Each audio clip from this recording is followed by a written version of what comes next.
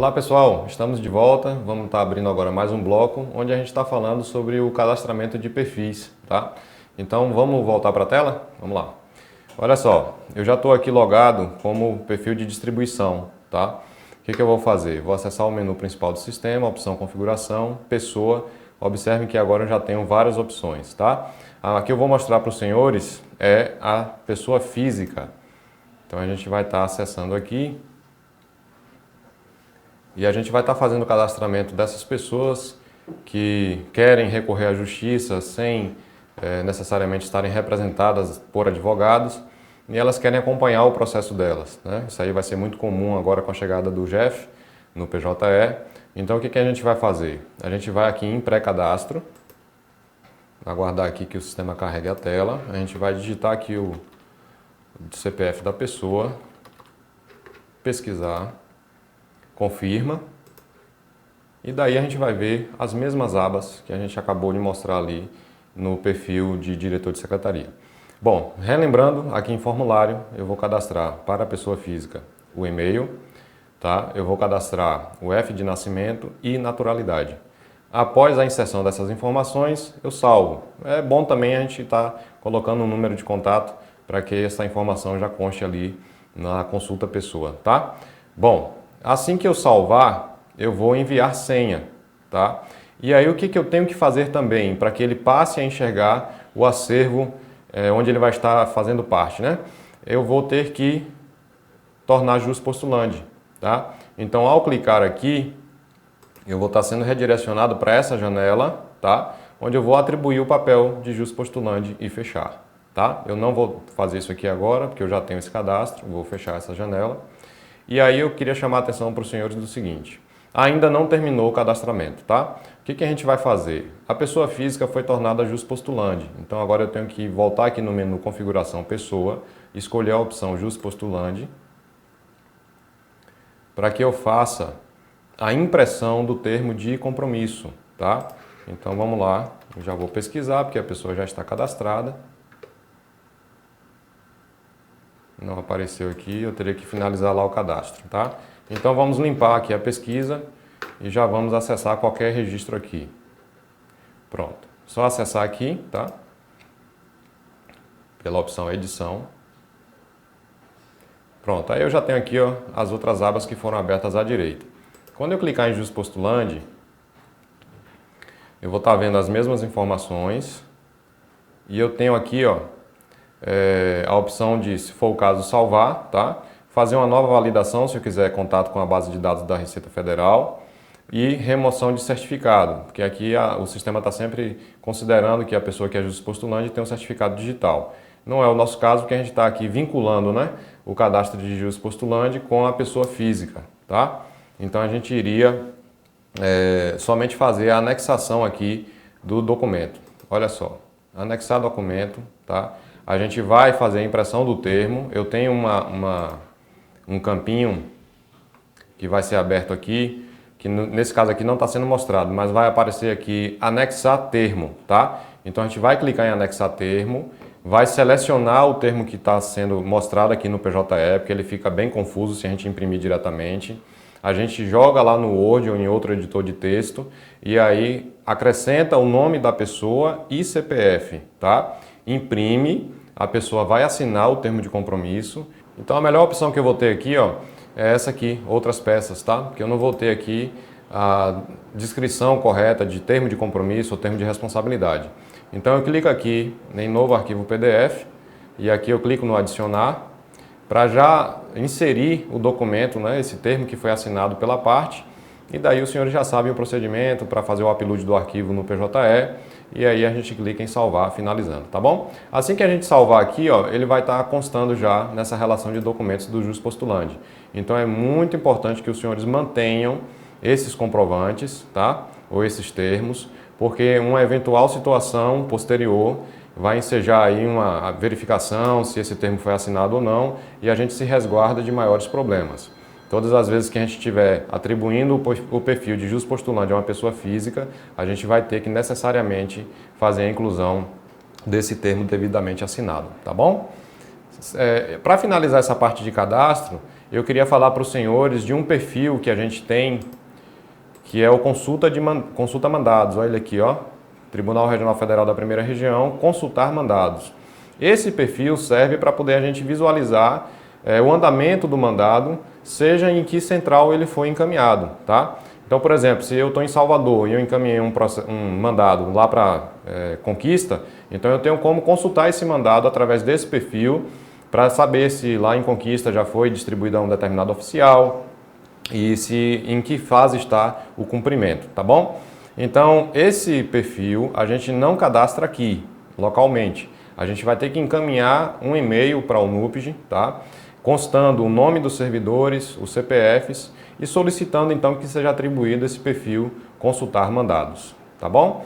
Então com isso, gente, a gente encerra aqui o cadastramento das partes, tá? Eu vou voltar aqui para o meu perfil de diretor de secretaria para poder a gente agora visualizar o painel do usuário. Então olha só, voltando no menu principal, eu tenho aqui a opção painel do usuário gestor. Clicando, eu vou ser remetido a essa tela, onde nós já falamos algumas vezes sobre esse menu lateral e a gente vai agora repassar e frisar alguns novos pontos, tá? O menu assinaturas vai servir para que o magistrado esteja assinando em lote, tá? Eu vou pular por enquanto o menu minhas tarefas, eu vou mostrar logo aqui tarefas também, que já é bem conhecido dos senhores, vou mostrar etiquetas, tá? Olha só quantas etiquetas a gente já tem aqui. E eu tenho aqui ao lado a opção de favoritar etiqueta por etiqueta. Se eu quiser favoritar várias ao mesmo tempo, eu vou aqui clicar e vou favoritar aqui todas as três ao mesmo tempo, tá? Então olha só, está adicionada aos critérios de pesquisa padrão quando a gente faz ela estar favorita, está marcada como favorita. Se eu quiser remover, é só clicar aqui nesse botãozinho, tá? Então já foi removido aqui. E se eu quiser excluir a etiqueta, eu clico nessa lixeirinha. Nada vai acontecer com os processos que estão associados. Inclusive aqui eu tenho a quantidade de processos que estão associados a essas etiquetas, tá? Como aqui eu não tenho nenhum processo, então eu vou desmarcar essa etiqueta e vou voltar a favoritar essas duas aqui. Então favoritei. A partir desse momento que a etiqueta está como favorita, os processos que estão vinculados a ela vão aparecer aqui, ó, nesse menu, minhas tarefas, tá? Aqui o sistema ainda não carregou, eu vou dar uma atualizada aqui para ver se ele carrega. E infelizmente ainda não veio, mas os senhores vão fazer o seguinte, cliquem em etiqueta, favorita ela, tá? A gente pode também clicar sobre o nome da etiqueta para a gente fazer uma edição dela aqui. Lembrando que esse menu a gente não faz criação de etiqueta, e sim somente a edição, como os senhores podem perceber. E a gente favorita, tá? Na hora que a gente está favoritando aqui e que o processo já está vinculado àquela etiqueta, a gente tem condição sim de fazer com que ele apareça aqui em minhas tarefas. Aconteceu algum errinho aqui no ambiente de treinamento que não foi possível mostrar isso na prática, tá bom? E aqui os senhores vão estar com os argumentos para associar o funcionamento da etiqueta. Aí eu queria fazer agora uma pausa para falar para os senhores o seguinte. Nós temos alguns problemas em relação a etiquetas. Elas são visualizáveis pelos usuários externos, como a gente já disse anteriormente, e a gente tem que tomar muito cuidado na criação de etiquetas, tá? A gente não pode estar usando as etiquetas de forma indiscriminada, porque isso vai fazer uma confusão tanto para os usuários internos quanto para os usuários externos. Eu já queria deixar claro para os senhores que a COGER já está se manifestando em um processo administrativo para formalizar o uso dessas etiquetas, tá? E inclusive padronizar. Então, muito provavelmente, logo mais aí a gente vai estar recebendo uma relação de até tipo de etiqueta que a gente vai estar podendo criar, tá bom? Então, muito cuidado, se houver a necessidade de uma informação que seja somente para os usuários internos, nós servidores e magistrados, por favor, utilizem outros mecanismos, como o alerta, como o lembrete, tá? A gente vai estar mostrando ali, o alerta a gente já viu, e a gente vai estar mostrando como que a gente adiciona um lembrete, tá bom? Vamos para a tela de novo. Bom, finalizando essa parte do menu etiquetas, eu tenho aqui, ó, o menu agrupadores. Esse menu é um menu de controle, como eu já havia citado, e eu vou ter aqui algumas opções. Processos com AJG não apreciado, tá? Eu tenho um processo aqui, e caso, vamos supor que seja um processo que foi cancelada a distribuição, mas tinha um pedido lá de assistência judiciária gratuita, aí ele vai continuar constando aqui.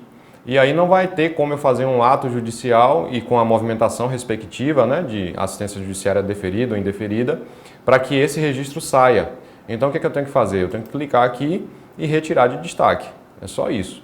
Esses agrupadores, por favor, mantenham sempre atualizados, limpos, porque é uma ferramenta de controle e a gente tem que ter esse cuidado para estar mantendo o nosso trabalho em dia, tá bom?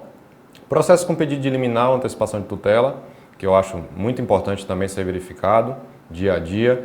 Processos com habilitação nos autos não lida, tá? Então essa habilitação aqui, quando o advogado já estiver querendo chegar com um subestabelecimento ou uma nova procuração, né? A pessoa já estava assistida por um outro procurador, então a gente vai estar recebendo a informação nessa barra aqui. Processos com documentos não lidos também é muito importante e até tem uma certa polêmica em relação a esse processo com documentos não lidos. Então eu queria explicar para os senhores o seguinte: muita gente questiona por que ao ler o documento no processo, essa barra aqui não é automaticamente retirado o destaque daquele processo em que eu estou trabalhando. Por que não?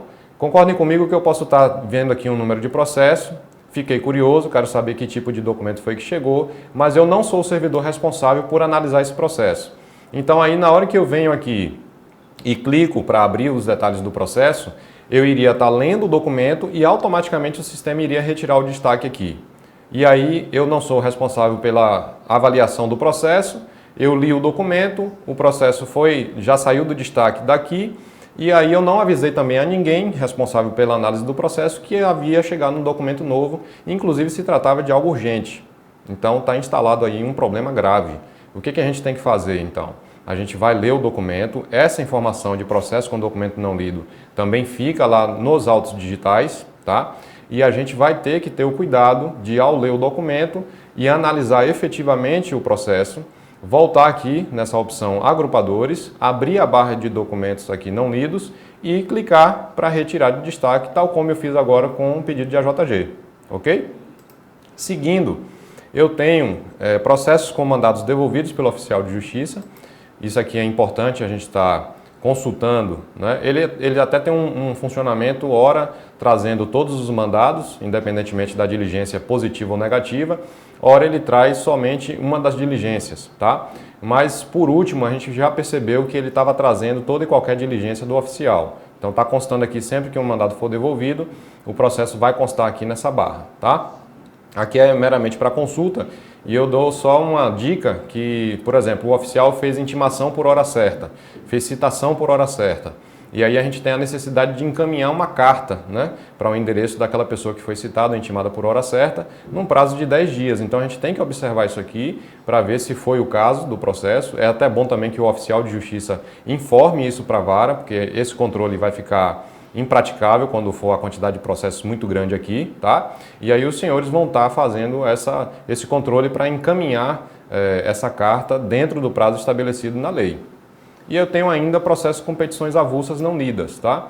Não tem um funcionamento 100% coerente, mas por vezes a gente vai ver também processos chegando aqui com petições avulsas não lidas, tá bom? Então observem que eu tenho tanto esse registro, quanto o registro também de processos com documentos não lidos, ok? Seguindo, eu tenho a opção de expedientes. Então vamos lá para os expedientes. Eu tenho aqui as opções de pesquisa, tal como aqui nos agrupadores, e aí essas pesquisas vão estar sendo relacionadas a todos os resultados, possíveis resultados aqui dentro dessas barras disponíveis, tá? O que eu vou chamar a atenção para os senhores é o seguinte: essas barras pendente, confirmada pelo destinatário, pelo PJE, prazo encerrado e sem prazo, são para consulta, tá? Então, o prazo está pendente, o prazo está correndo, eu tenho aqui, certo? Os processos vão aparecer aqui. Decorreu o prazo de 10 dias, a pessoa não se deu por intimada, então o próprio PJE confirma a intimação e aí está dentro do prazo para manifestação, vai aparecer aqui nessa barra, tá? A pessoa foi intimada lá via sistema e realmente se deu por intimada e ainda tem prazo em aberto para manifestação, então vai aparecer aqui a informação do processo. Os prazos encerrados nos últimos 10 dias dispensam comentário, né? Dispensa comentário aqui.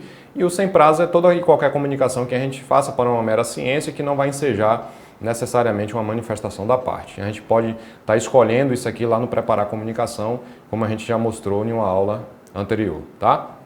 Então eu vou voltar aqui, ó, para essa opção sem registro de intimação, que é a opção que mais vai servir para a gente. Então, sem registro de intimação é exatamente onde a gente vai utilizar a tarefa de inclusão do AR. Então, toda e qualquer comunicação via Correios, tá?